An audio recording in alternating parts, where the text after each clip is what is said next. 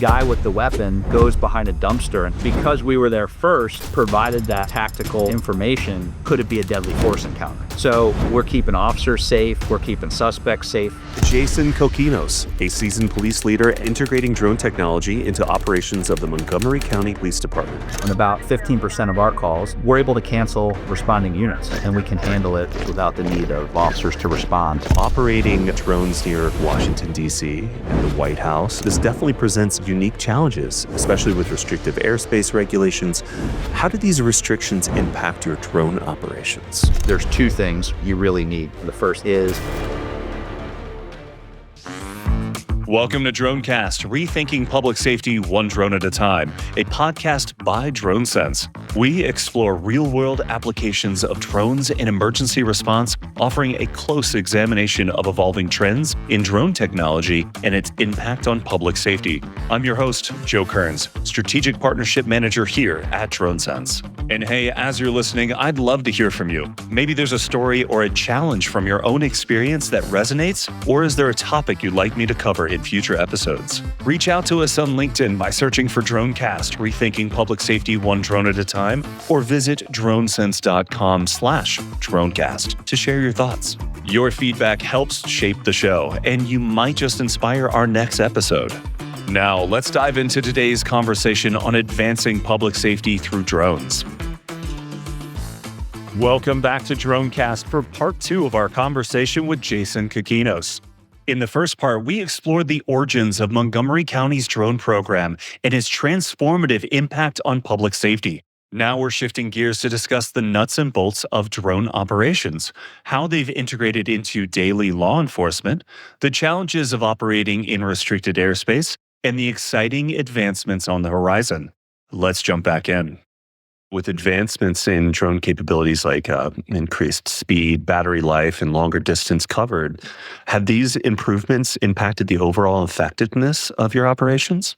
Yeah. So, we're doing things right now a certain way. Not saying that's how we're always going to do them, but we are that Chula Vista kind of style where we have a person on the roof. We do have a beyond visual line of sight waiver. And then within the flight restricted zone, which I know we'll talk about, we have to maintain visual line of sight. So our operational areas are different.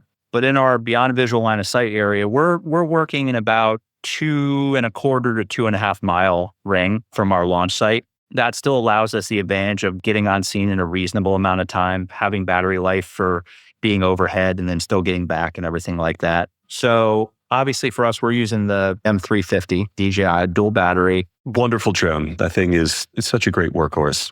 It is, and I would love to find an American equivalent. So for us, the obstacle avoidance to safety, it has the ADS-B in. DroneSense now, which is with the ADS-B overlay, and the DroneSense remote is awesome. So we can see if there's aircraft coming into our area. And the dual battery. So you're getting longer battery life with the 350, so you can be more effective. Also more robust. We're flying in winds up to 25 with it. Obviously, if it's sustained gusts closer to 30, we're not doing operations. But 20, 25, that thing is no problem. With that aircraft, that's what we're doing. Obviously, in the flight restricted zone, we're limited to visual line of sight, which is 1.2 nautical miles for us. So we're operating with ease with the 350 in that area.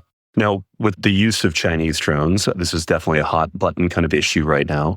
Given the current reliance on these drones due to the limited comparable alternatives, how has your department handled the concerns about security and procurement?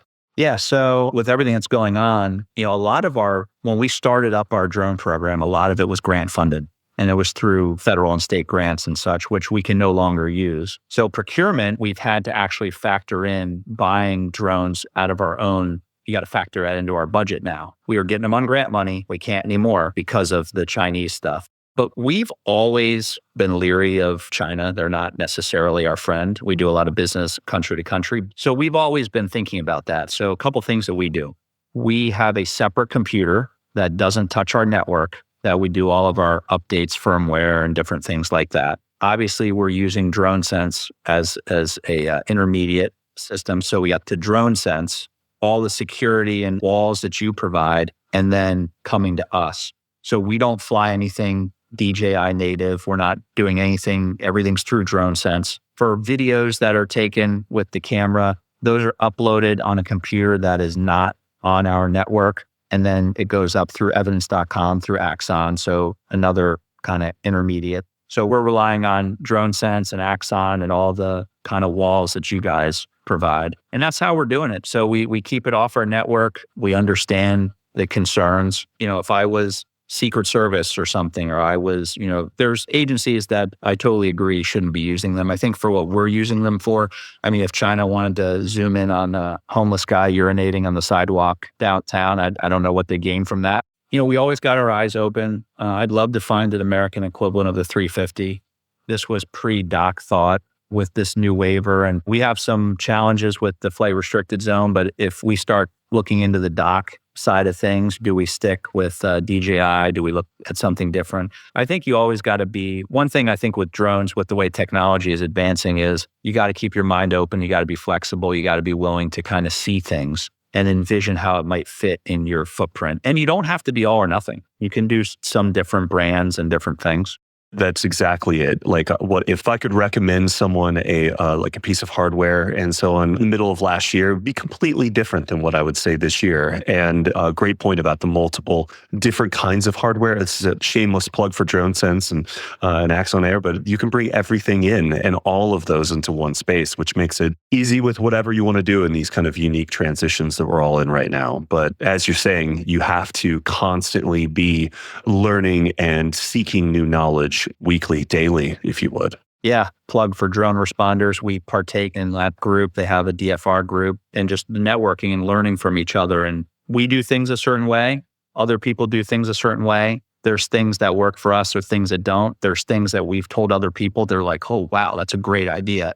And then there's things we've stolen. So the beauty of at least the DFR space is everybody is just sharing, and it's all about everybody getting better. And it's really been a pleasure to work with a lot of these other agencies around the country, and just the positivity and learning from each other, which is really great. Well said. No, just like a team member on our team, Coy Kessler, he always says it's all about community.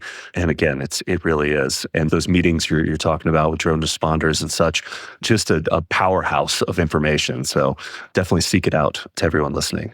Now, we've kind of spoken a little bit about this, but again, I'd love to hear more. Now, operating drones near Washington, D.C. and the White House and all of this such, this definitely presents unique challenges, especially with restrictive airspace regulations. How do these restrictions impact your drone operations? It's a big impact. So, for example, for those that don't know, Washington, D.C. has the flight restricted zone. It's the airspace around D.C., and there's different rings. The 7 ring is everything downtown D.C., that close, tight little circle, goes out to 15 and then to 30. So 15 and in, 15-mile ring and in is flight restricted. So there's a whole different set of rules you got to abide by. So about half of our county is in the flight restricted zone, half is not. So we have 2 DFR sites in the flight restricted and 1 outside. And our 4th DFR site, which we're about to spin up, is also in the flight restricted zone. So for us, right, our beyond visual line of sight waiver, anything outside the flight restricted zone, we're good, but it does not apply inside. So we got a whole different set of waivers to operate in that airspace. You have to maintain visual line of sight. So it restricts our operational airspace. Like I said, we're limited to 1.2 nautical miles. We have to have a person on the roof. You can't even think about docks right now in the FRZ. So it restricts our ability to be kind of creative with technology and keep up with some of the cool things that other people are doing. We need to be a little more thoughtful, but where we are now compared to when we started is night and day. I've said this, I didn't come up with this, I've stolen it, but relationships equal mission success. In this case, we have the National Capital Region Coordination Center down in DC. They're in charge of the airspace around DC. It was post 9/11 created. We have partners there. We have built trust there. We have relationships there. And we have gone in and we've been, like I said, transparent, no secrets. We sat down with FAA, TSA, Secret Service, U.S. Park Police, Capitol Police. Hey, this is what we want to do. This is how we're going to do it. And we invited them, come inspect us, come to our operations center, come see what we're doing. We even offered them a link in Ops Hub. We'd make them a DroneSense account so they could see where our drones were. Send them the magic video link every so often and see what happens there. And I mean, you're speaking to it great. It's not pushing people out of the way. It's bringing them close and sharing what you're going for. Well, and you have to, right? Because they hold the keys to what you're allowed to do. And so I think what we've done is we have demonstrated a professional and safe operation that now, hopefully, as technology evolves, as things evolve, we can go back to them and say, hey, listen, we've flown almost 2,000 flights in the FRZ, safe, professional, just DFR. I mean, not counting the other stuff. Can we do this? Can we try this? Can we try to work with them to expand and kind of allow us to catch up to some of the technology and really maximize DFR for what it could be. But it takes time in the FRZ. You have to be very patient. Federal government is not something that changes very quickly. And there's different things going on. They're responsible for airspace security. You have elections, you have inaugurations, you have State of the Unions. There's times where like, hey, now's not a good time to talk. And you're like, okay, cool, I got it. Yeah, I got it. You got Super Bowl coming up, right? You have different things happen. And I mean, Super Bowl for them is State of the Union and inauguration. Those are two big things in DC that are like national security special events, big time stuff. Last year, we had like a slew of world leaders. And so it impacts operations. Like we didn't fly, and we're not going to fly on inauguration day, but we actually shut down 2 of our DFR sites on State of the Union just to not be another aircraft in the air when they're trying to be hypersensitive to what's in the air around DC. So you have to really be thinking not just inward at our agency, but our neighbors. We border them and what's going on there and how what we do impacts them. True community there and keeping it together now. And I think you said just right there too. It's being a good pilot and good administration for a program. It's knowing not just when to fly, but when not to fly and how to take that step back. Now, we kind of touched on this a little bit. And as you aim to transition to domestic drone solutions, what challenges or opportunities do you anticipate during this transition? Depends, right? Are we going docks or not? Can we get docks in the flight restricted zone? That's going to be a little bit more of a lengthier discussion. So we're looking at changing aircraft and what aircraft is right depending on what we're doing. If we go to docks, obviously for us, our 350, we don't have a dock for the 350. So do we have to change to something more like an X10 or an M3 or something like that? So I think just keeping an open mind with, let's see, things are changing quickly. Let's see what waivers we're getting and where we can operate. And then you don't want to never make a decision, but you don't want to rush into a decision. As the technology is rapidly evolving, let's get our waivers in line. Let's work with our federal partners, and then let's see what's available that fits maximizing what we can do. The goal, I think, long-term goal for us, I would love to go all docks, and basically you can put docks all over the place, right? Fire stations, police stations, different things like that. One thing we've learned from this whole program is there's 2 things you really need, besides a lot of little things, but you need really good, dedicated, working internet. Yes. So definitely that's the Achilles heel, and we talk about it as well. Yeah. So we've had some challenges that we've learned and we're working through. And so if we eventually go to docks, we would put them at county facilities. So police stations, and fire stations are scattered all over the place, which is great because we can get hardline internet, obviously, and it's reliable and it's county and it's, good stuff. And then obviously the other piece you need is people, which we'll talk about probably. So, I mean, it's the future would be based on what we're allowed to do and what maximizes how much of an area we can serve. So we have over 590 square miles. Not all of that we're going to be servicing with DFR. So we're going to really pick our densely populated, busy areas. But, we ideally, especially with docks, if we can get to a place where we have 10 to 12 dock sites, and if that's 2 docks per site, so you can be up and down a lot with call volume. But if we're looking at potentially being 10 to 12 sites of DFR with docks, I mean, we can get a lot of coverage in a lot of areas that need it.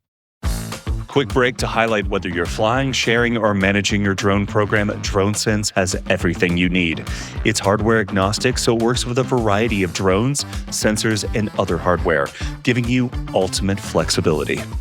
And with the ability to collaborate across agencies securely, DroneSense helps you scale from 1 drone to 100 plus, supporting you in everything from routine calls to disaster response.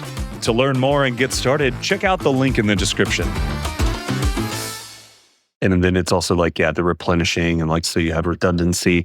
Yeah, there's a lot of thought there. And as you were admitting earlier, what you're thinking about budgeting for next year in July could be completely different with hardware. And who kind of knows other than being part of the community, as you've mentioned. I mean, right now we know that our community wants to add 2 more sites what our county executive has talked about, to take us up to 6 DFR sites. That's 6 350 sites with people on the roof. Obviously as technology changes and the goal of replacing people on the roof with docks and things like that. We'll see where that goes, but we'll plan for, what we're doing now. And the good thing about that is if you're planning to do the Chula kind of model where you have people on the roof, contractors cost money. There's a price tag to that. The good news is docks are cheaper than people. So if you get budgeted for planning to have people on the roof, and then you're able to pivot to docks, you can take that budgeted money and it's going to go pretty far in getting you 2, 3, 4 docks in lieu of one person. So I think we feel pretty good with moving forward from that on a budgetary standpoint and knowing that we may need to pivot and we may need to go back to our elected leaders and say, hey, you gave us X amount of dollars. We're going to use those. This is how we're going to do it. And it's actually going to be cheaper and it's going to expand the program and they're going to be cool with that. Yeah, all big wins there. Well, good stuff. Jason, kind of coming up to some closing questions here. Now, looking into the future, how do you envision drone technology evolving in the context of public safety? I mean, there's so much. We're not a beach community, but I love, what you're seeing up in New York and some of these other beaches where they're dropping the rest tubes, delivering Narcan, AEDs, things like that. For us specifically, our fire department, man, they are fast. And, even when we get there first with the drone, the fire truck's not that far behind. And so I don't know if we will get to a point where we're dropping things because we have such an urban community with very quick public safety response. So for us, the advancement stuff we'd be looking for obviously is going to be, we're always looking to fly faster, fly longer, awesome camera and things like that. Now, how can that be achieved with smaller aircraft that fit in docks? Are there docks that are going to be able to handle larger aircraft? So kind of seeing where that goes. For us, I think our mission set is going to stay primarily law enforcement focused. But for people that are doing this around the country, there's so many, whether it's rescue and ski communities, rural areas, delivery of things. I think delivery is going to be it's already here, but I think that's going to be what you see going forward. Right. And I mean, I even remember when I was getting into the drone industry and we were talking about delivery and the idea of what we thought it was looking like and then what it is looking like or what it could look like. I think Amazon Air had a drone 10, 12 years ago, but it's just now it's finally coming out because the evolution and FAA letting it come out. It's interesting. The one thing we've thought about and we haven't moved forward on is, and this is an opportunity for delivery, is in certain environments, let's say, for us, we have officers on the top of a 15-story building because we have a barricade, maybe the floor below, and they need a piece of equipment. Man, it'd be a lot faster to just send a drone up and deliver that equipment. Or you have officers on perimeter and it's a hot zone and egress and stuff is tricky.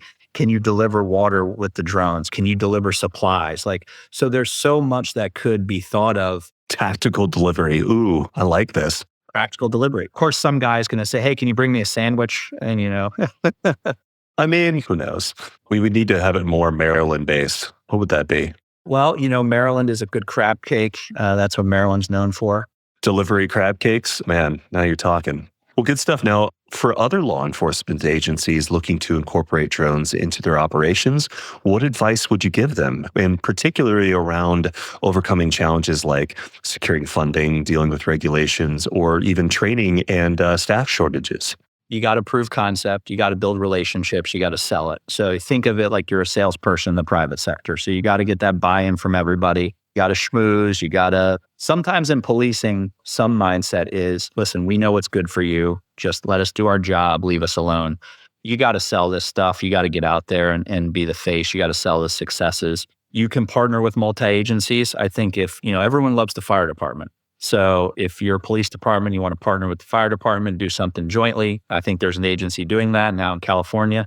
Learn your airspace, build relationships with those stakeholders, FAA, whatever it might be, especially if you're going to be the one writing your own waivers or different things like that. It's going to be good to know those people. I said this before, right? 2 most important things for success, and especially with DFR, good internet and good people. So you got to make sure you're not for us, we have tried a lot of different things and we've had varying success. There's nothing better than a hard Ethernet cable on the roof that can plug right into something direct.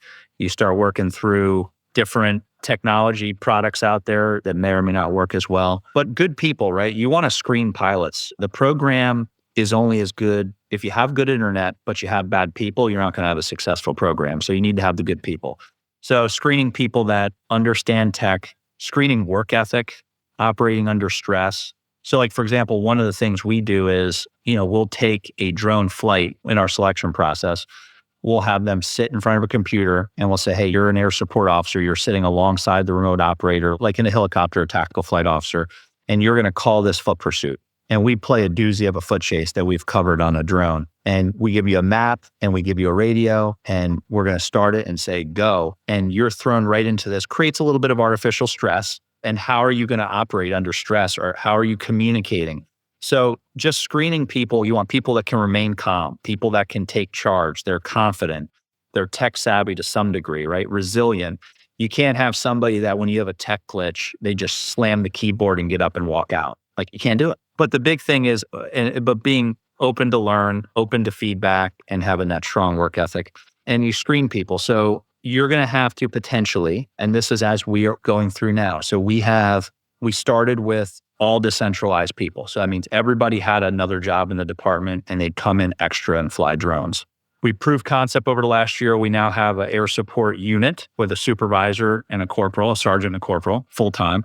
The future is to prove concept more, to build officers into a full-time team so that you're getting dedicated people. That's their only job. So having a decentralized program helps groom and train and build people up that they can then go into the centralized full-time operations. So even if you have a full-time team, I recommend having decentralized people that can be like your up-and-comings, but you got to train them. We do a 40-hour basic drone school. We then do what we call an air support officer class where you're not the remote operator, but you're sitting in the room. Then we do remote operator training. We do monthly training. So training is huge. If you're not training and developing policies and procedures to keep things safe, you're going to run into problems. And you want to build this up because if you have a problem, a catastrophe, you can lose trust in the community and the leaders, and then they could pull your program. So getting ahead of that is important. So we have operating procedures and very regimented.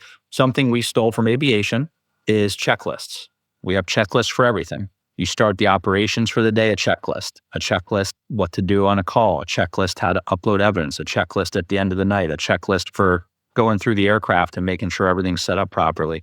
We've dumbed it down to that. If you just go down the checklist, you can't make a mistake. You can't forget. Well said. I think next time we're out there helping set up this next DFR location, you're going to have to let me get involved with the training you're talking about. That sounds like a lot of fun. Actually, I'd love to do it. Yeah, and it keeps getting better, right? So like we do as part of our remote operator training, they'll go out and they learn both jobs, what the rooftop and what the room does. But then, obviously we go through everything from weather and operational procedures, but then a chunk of it is just flying scenarios. Hey, you get dispatched a call and we have a role player out in the field, and whatever the call type is, you'll fly it. And it's like, so it's all simulated reps, and we just fly as many reps as we can. We limit the class to very small, 5 to 6 max. So everybody can rotate and get stick time. And we're just flying calls after call. We have a bunch of scenarios. We have role players, and hands-on learning is a good way to learn versus just lectures.